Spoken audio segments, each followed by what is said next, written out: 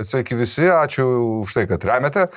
Praėjusi laida pirma su Linu ir kol kas paskutinė. Šiandien mes turėsim antrą, buvo man asmeniškai labai įdomi. Linas labai gerai dėsto. Be to, Linas tapo tikra žvaigždė mūsų vieno didžiausių rėmėjų akise, Artūro Račo. Tu tapai labai patikai jam, padarė įspūdį, ar ne, Artūrai?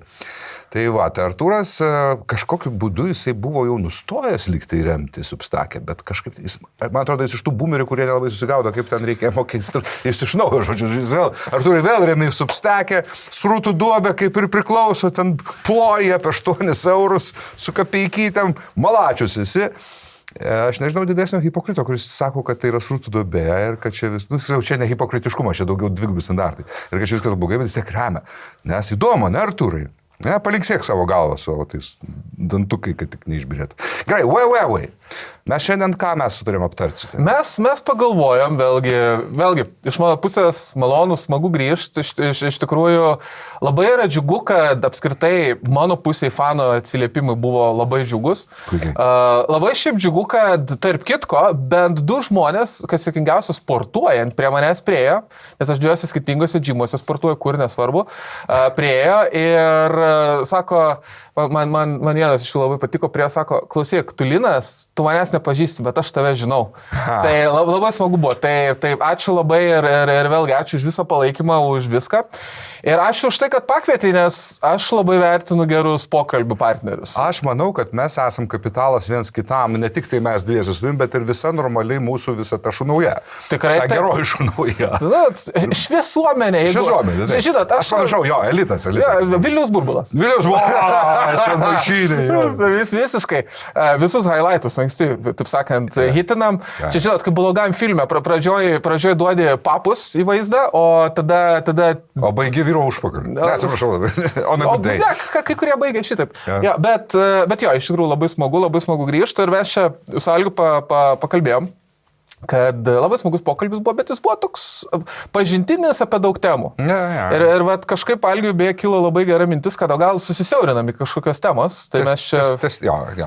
Šiandien mes sutarėm aptarti, patripinti ant tavo, in the wake of tavo, patreilinti ant tavo epizodo labai gero apie tą lauką, kuris yra vienintelis, kuriame Rusija nehaltūrina ir iš tikrųjų beveik priveilina, tai yra propaganda. O dabar mes iššūkį. Ar čia jie gerai varo, ar mes šudinai varom? Baud? Lengviausias atsakymas, ne? Aš manyčiau, jie gerai varo ir man atrodo, mes mūsų pokalbį, mes irgi yra vietų, kur pasileidžiame. Aš tau patarimą duosiu, kadangi tu jaunas ir kylantis žvaigždė, prie kurios prieina žmonės, sako, tu manęs nežinai, bet aš tave žinau, kaip aš darau su vaikais. Labai dažnai vaikai prieina, aš šiaip labai mėgstu vaikus, be sarkazmo, rimtai. Anksčiau nekenčiau, bet nuo 30 apsivertė ir labai myliu vaikus. Prieina ir sako, aš tą mačiau per televizorių. Aš kiekvieną kartą pasakau tą patį, sakau, aš tave irgi mačiau iš televizoriaus. Kiekvieną kartą jie pasimeta. Nu tai vaikiškai, tas, žinai, toks... Šiaip geras. Nereiktų gazinti ten per daug, aš sakau, su šypsena ir tokio, žinai, mistikos įveliu ir jie truputį išsigąsta. Kaip čia aš galėjau matyti? Kaip čia, pusė aš matau, taip sakant. Ne, tai va, informacinis karas, aš pagalvoju, kad čia yra labai teisinga tema, nes kai aš taip žiūrėčiau, kad aš jau po truputį įsitraukiu, bet tamsta tai iš viso esi, vienas, sakyčiau, pagrindinių mūsų karių ir generolų visam šitam dalykui. Man yra labai daug išaugusių mūsų gretos, labai papilnėjusios ir labai daug teisingų žmonių. Bet ar jos yra konsoliduotos? Bet čia yra geras klausimas ir ar tai, kaip viskas dėliojas Lietuvoje ir galbūt platesniam vakarų pasaulyje, iš tikrųjų mums yra naudinga ir kiek mes tą valdom? Nežinau, aš ką tik kalbėjau su Rasa Juknevičia, prie šito stalo jinai sėdėjo kovo 11 progą, nežinau, aš jau rodžiau, ar dar parodysiu, žodžiu, okei. Ir ji pasakė dalyką, kuris mane nudžiugino, reiškia, ledai truputį juda. Ir tai nėra tik tai Ulbinaitės iniciatyva kriminalizuoti dezinformatorius, piktybinius, kurie daro tai su motyvacija ir nusikaltimo sudėtim, taip sakant. Bet jau ir VSD ir AOTD grėsmių valstybei ataskaitoje, ar ten užsiminama, ar VSD vadovas yra užsiminęs, kad reikia kriminalizuoti dezinformaciją. Suprask, kryptingą kryptinga, orkestruojama, suprask, iš mums nedraugiškų šalių. Ir ką aš noriu pasakyti, ir aš manau, kad tai yra atgarsiai ir šiek tiek aš irgi esu prie to prisidėjęs, su visą pledą kitų, kurie apie tai kalba, aš nuolat musolinu tą informacinio karo stovio įstatymą. Aš manau, kad mes, tai prasme, atsakant į tavo šitą, ką pasakėjai, nėra taip, kad mes balsas įtyrus ir kažkas tiek. Ne, aš nesakau, kad balsas įtyrus. Ir iš tikrųjų aš sakyčiau, kad, kaip aš matau šitą situaciją, kadangi mes, manyčiau, labai aiškiai deklaruojam savo vertybės ir mes labai nuosekliai dirbam dėl tų vertybių, vėlgi tiek kalbant apie Ukrainą, tiek apie Lietuvą, tiek ir apie viską, pilietinę visuomenę, čia viskas yra labai gerai. Ir aš sakyčiau, kad pradėkim nuo gerų dalykų, kur yra iš tikrųjų tikrai džiugus dalykai, kad bendras fonas dar nėra mum labai kritiškas konkrečiai Lietuvoje, čia apie vakarų Europą kita galbūt kalba. Vėlgi aš vakar kaip tik editinau video, kuris išeis beje rytoj, kada yra šiandien rytoj priklausom nuo šito video, tai čia jau kita tema. Trumpas ekskursas DaVinci ar Final Cutas? Aš DaVinci naudoju.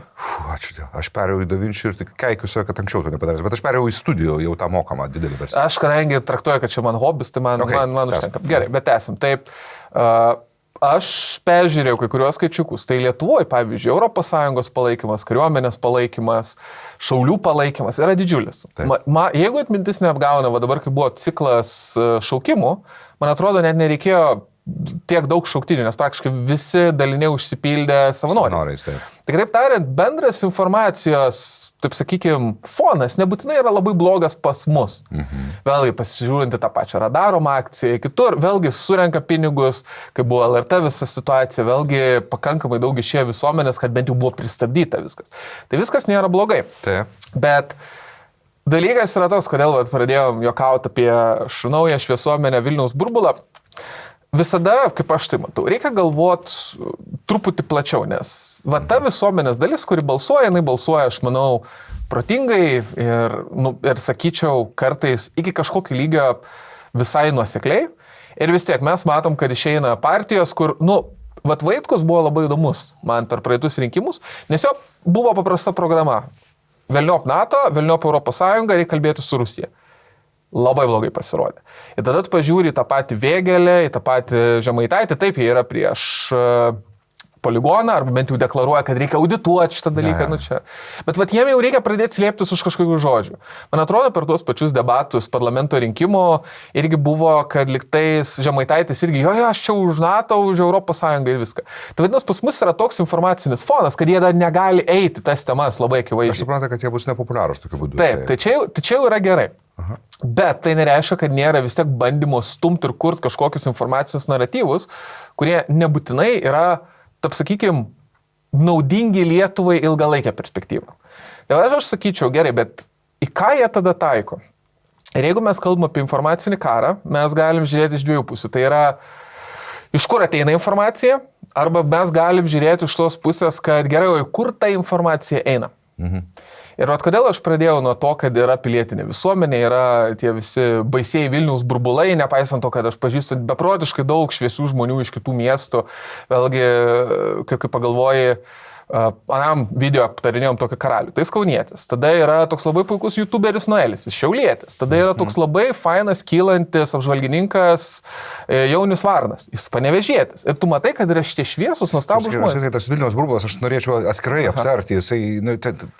Jį pasigavę tie nuo atvirų prokremlinių išsigimėlių iki lietuviškos maga, kuri nėra antilietuviška.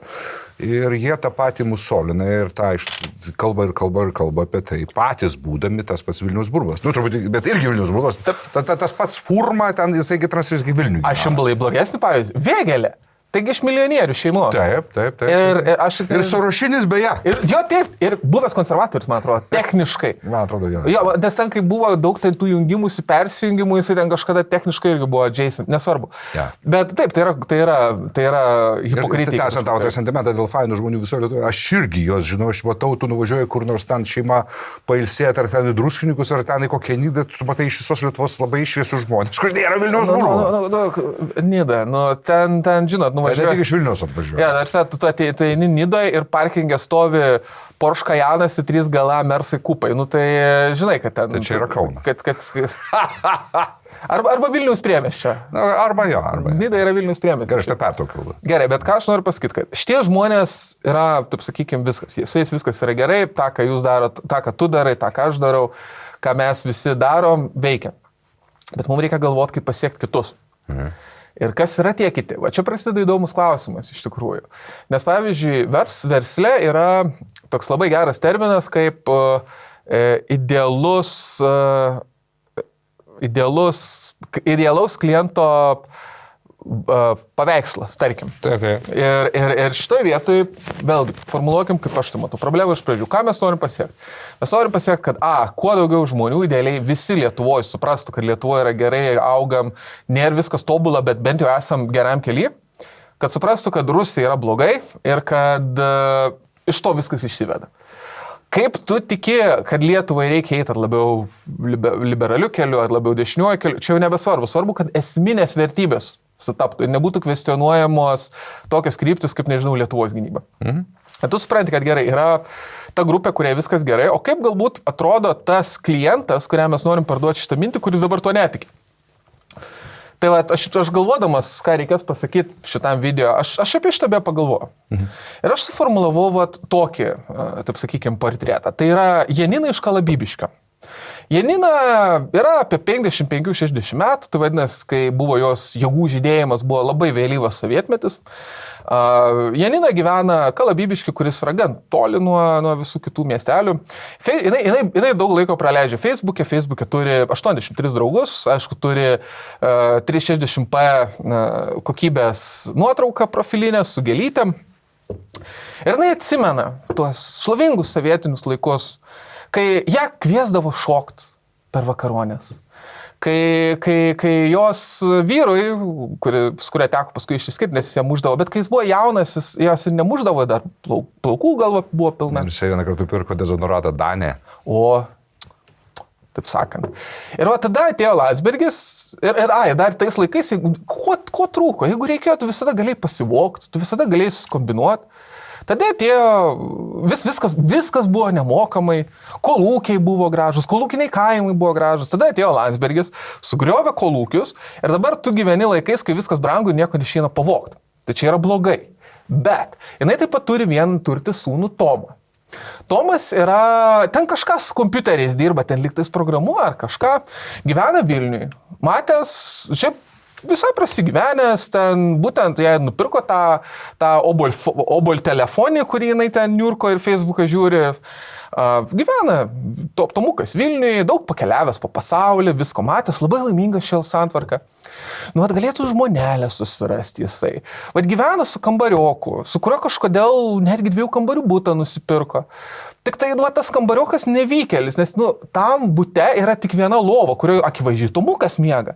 Tai turbūt tas kambariokas ant sofos miega virtuviai. Ne, mes kalbam, kaip Janinai atrodo. Taip.